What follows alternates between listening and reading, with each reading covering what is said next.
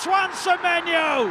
It's at the end where the City fans በማንቸስተር ሲቲ አጀማመሩ የሰመረለት አንቶኒዮ ሴሜኒዮ በፕሪሚየር ሊጉም በቦርንመዝ በመድመቅ ደረጃውን ከፍ አድርጎ ወደ ኢትሃድ ያቀናው አንቶኒዮ ሴሜኒዮ በማንቸስተር ሲቲ ቤት በፍጥነት መላመድ ችሏል። ከጋናዊ አባቱና ከፈረንሳዊ እናቱም በፈረንጆቹ 2000 በእንግሊዝ የተወለደው ሴሜኒዮ በሊጉ ደማቅ እንቅስቃሴን እያደረጉ ከሚገኙ የፊት መስመር ተጫዋቾች መካከል ተጠቃሽ ነው። ሴሜኒዮ በልጅነቱም በአርሰናል ቶተንሃም ሆትስፐርና ሚልዎል እግር ኳስ ክለቦች ያልተሳካም ሙከራ ያደረገ ሲሆን በ15 ዓመቱም በክሪስታል ፓላስ አትችልም ተብሎ መባረሩ ይታወሳል። ከብዙ ውጣውረዶችና ተስፋ መቁረጥ በኋላ በ2017 የሻምፒዮንሺፑን ቡድን ብሪስቶል ሲቲ አካዳሚን የተቀላቀለው ተጫዋቹም በክለቡ ስኬታማ ጊዜን አሳልፏል። በብሪስቶል ሲቲ ባሳየው ድንቅ ብቃት የፕሪሚየር ሊጉን ቡድን ቦርንመዝን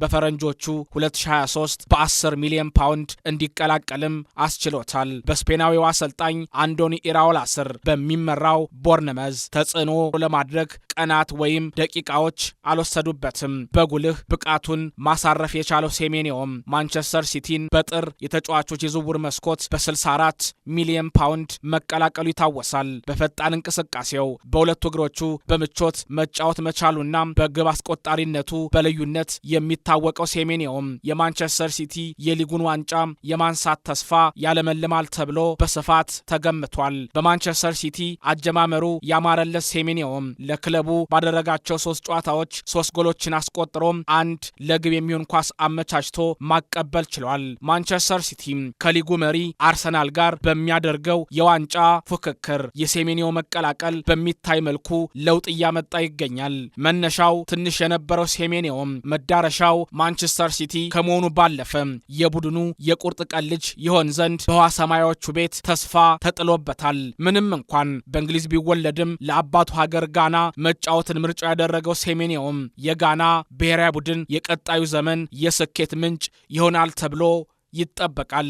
የማንቸስተር ሲቲ ደጋፊዎች በሴሜኒዮ ኢትሃድ መድረስ ደስተኞች ናቸው። ተጫዋቹም ብቃቴን አሳይቼ ማንቸስተር ሲቲን ከፍ ወዳለበት ደረጃ አሸጋግረዋለሁ። ይህ ቡድን ዋንጫ ይገባዋል። ፔፕ ጓርዲዮላ ታላቅ አሰልጣኝ ነው። ማንቸስተር ሲቲም ትልቅ ክለብ ነው። ስለዚህ እኔም የራሴን አስተዋጽኦ በማድረግ ማንቸስተር ሲቲን ታላቅ ቡድን ማድረግ እፈልጋለሁ ሲል አስተያየቱን ሰጥቷል።